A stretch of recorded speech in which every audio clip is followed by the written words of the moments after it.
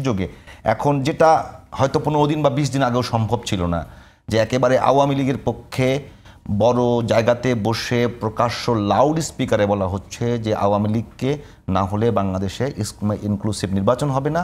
এবং যেটা রনি ভাই যে প্রেক্ষাপটটা বর্ণনা করেছে, আওয়ামী লীগকে কিন্তু 8-10টা রাজনৈতিক দলের মতো আমাদের দেখলে চলবে না।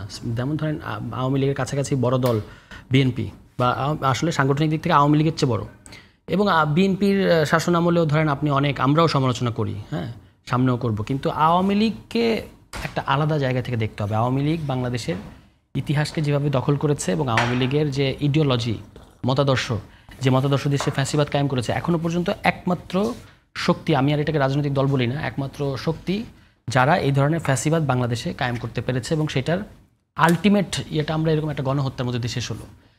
কিন্তু দুর্ভাগ্যজনকভাবে হচ্ছে যে আমরা এই গণ অভ্যুত্থানের পরে কতগুলো বেসিক জিনিসে আমাদের শুরুতেই একমত হওয়া দরকার ছিল, যে আমরা আর আওয়ামী লীগকে রাজনৈতিক দল বলবো কিনা। আওয়ামী লীগকে ধরেন এখনও যখন এই যে তর্কটা করে, আপনি বললেন কয়েকটা প্রোগ্রামে আমি দেখলাম সাবেক আমলা ছিলেন, জনতার মঞ্চ করেছেন, এই ধরনের ব্যক্তিরা এখনও কিন্তু তারা সরাসরি নিজেদেরকে কেন আওয়ামী লীগ বলেন আমি জানি না।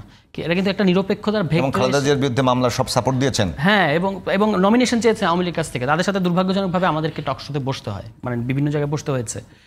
এদের প্রবলেমটা হচ্ছে কি, এরা একটা নিরপেক্ষতার জায়গা থেকে কথা বলে। আপনি তো আমাকে একটা দল হিসেবে চিহ্নিত করছেন, রনি ভাইকেও একভাবে আপনি চিহ্নিত করবেন, আরেকজন বিএনপি হিসেবে চিহ্নিত হবে, কিন্তু ওই লোকগুলোকে একটা নিরপেক্ষ ভাষ্যকার হিসেবে হাজির করা হয়। কিন্তু এরা কিন্তু বেসিক্যালি আওয়ামী লীগ এখন সবচেয়ে বেশি অ্যাডভান্টেজ পাবে এই ধরনের, যাদেরকে সরাসরি আওয়ামী লীগ হিসেবে আমরা জানি না, এবং তারা এখন বলতেছে যে আওয়ামী লীগ নিয়ে আওয়ামী লীগকে ইলেকশনে যেমন আমাদের বক্তব্যটা কি, যে আওয়ামী লীগকে আপনি ইলেকশনে, আওয়ামী লীগ আসবে না, এটাই গণ অভ্যুত্থানের পরে নির্বাচনের প্রথম নিয়ম। তারা বলছে যে আপনারা কি আওয়ামী লীগকে ভয় পান, আওয়ামী লীগ আসতে দেন, আওয়ামী লীগকে যদি জনগণ পছন্দ না করে তাহলে আওয়ামী লীগকে ভোট দিয়ে ইয়ে করবে, পরাজিত করবে। কিন্তু এই যে 1 বছরের মধ্যে গত 5 অগাস্টে জনগণ তো একটা ওভারহেলমিং আপনার রায় দিল আওয়ামী লীগের বিরুদ্ধে, এরপরে তার কোনো রায় দরকার নাই, হ্যাঁ। এবং এই কারণে আওয়ামী লীগকে এই যে পুনর্বাসন করার চেষ্টা, এটা নানাভাবে ঘটছে। এবং যেটা এতক্ষণ রনি ভাই বলেছেন, আপনি শুরুতে বললেন যে ফ্যাসিবাদী ব্যবস্থা, আমি কিন্তু মনে করি যে আমাদের ফ্যাসিবাদী ব্যবস্থাটা অটুট আছে, এবং এরা কোনো রকমে একটা বোল পাল্টে এখন নানাভাবে আপনার অভিযোজন করার চেষ্টা করছে।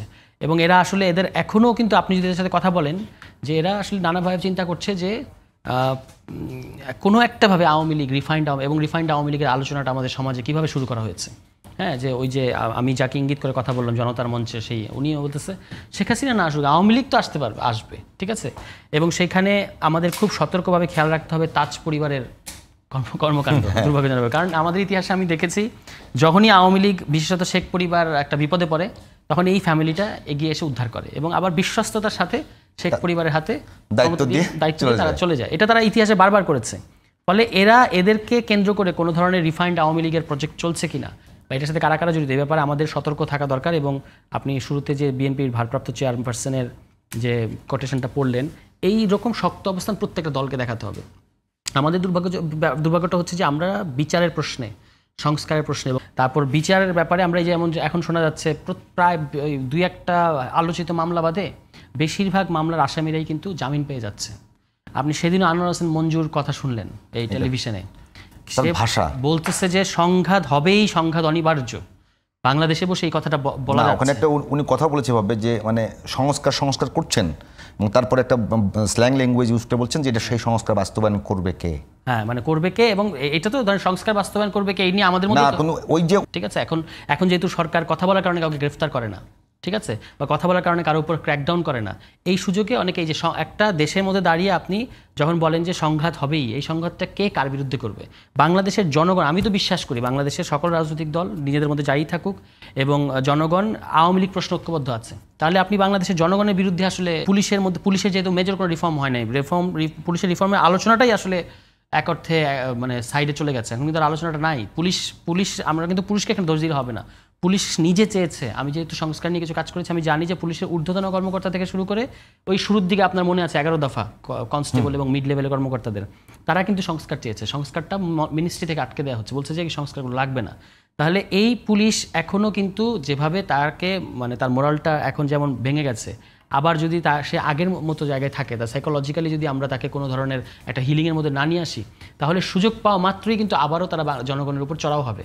কারণ এই যে কয়েকদিন আগে ডেইলি স্টারে একটা রিপোর্ট প্রকাশিত হলো যে শেখ হাসিনা কীভাবে 2021 থেকে 23 সাল পর্যন্ত যে জনগণের উপর চড়াও হওয়ার জন্য লিথাল ওয়েপন মানে মারণঘাতী অস্ত্রশস্ত্র কীভাবে বাংলাদেশে এনেছে এবং সেগুলো আমরা জুলাই ব্যবহৃত হতে দেখলাম। ঠিক আছে, এগুলো বিশেষজ্ঞরা বলেছেন যে যুদ্ধক্ষেত্র ছাড়া নিজ দেশে জনগণের উপর ব্যবহৃত হবে, এটা অকল্পনীয়। পুলিশ কিভাবে বল প্রয়োগ করবে না করবে এগুলো ইন্টারন্যাশনালি অনেকগুলো স্ট্যান্ডার্ড আছে। তো এই পরিস্থিতিতে এই দেশে বসে, এবং আপনার ইন্টেলিজেন্স কোথায়, এই দেশে বসে আওয়ামী লীগ ট্রেনিং নিচ্ছে, হ্যাঁ, এবং আমরা তাদের নানা ধরনের অনলাইন তৎপরতা দেখতে পাচ্ছি। এনসিপি যে গোপালগঞ্জে গেল, টোটাল একটা ইন্টেলিজেন্স ট্র্যাপ তৈরি করা হলো কিন্তু ইয়ের ক্ষেত্রে, যে অল ক্লিয়ার, আপনি যে আপনারা ঢোকেন। এবং সকালবেলা থেকে যেখানে আপনার তাণ্ডব চালিয়েছে, ইউএনওর গাড়ি ভাঙচুর, পুলিশের গাড়ি ভাঙচুর, তারা গাছের গুঁড়ি দিয়ে রাস্তা আটকানো, এগুলোর পরে তারা যখন 4 ঘন্টা পরে 3টার সময় ঢুকলেন, তারা ঢোকার আধা ঘন্টা 1 ঘন্টা আগে একবার হামলা হয়েছে, তারপর তারা ঢোকার পরে আবার হামলা। পুরো ব্যাপারটা তো বোঝা যাচ্ছে যে এটা একটা ট্র্যাপ তৈরি করা হয়েছে, যে আমরা মানে এই ট্র্যাপে তোমাদেরকে